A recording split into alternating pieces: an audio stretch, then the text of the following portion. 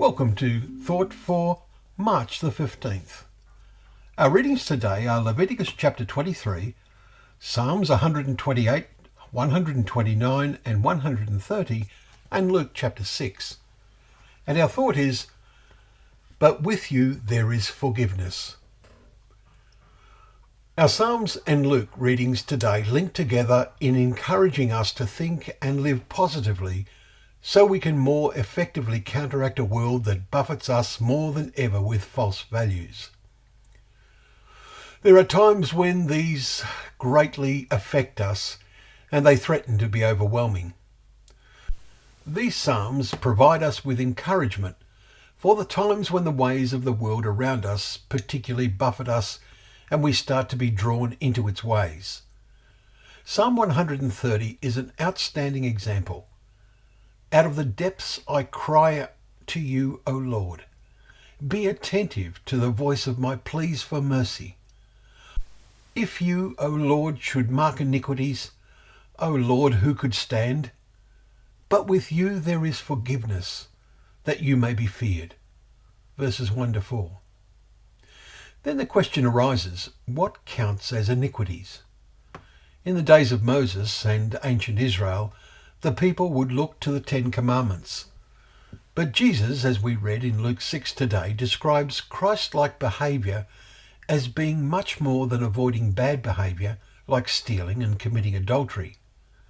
Jesus taught, but I say to you, love your enemies, do good to those who hate you, bless those who curse you, pray for those who abuse you. Verses 27 and 28. Then Jesus lays down what is often called the golden rule, saying, as you wish what others would do to you, so do to them. Verse 31. It has always been the greatest challenge to live as God requires. David knew this. Jesus came to spell it out in plain language and live it, to set us an example. With gratitude we remember David's words and see his life as an example, especially for us if we stumble off the narrow pathway that Jesus described in Matthew chapter 7 and verse 14.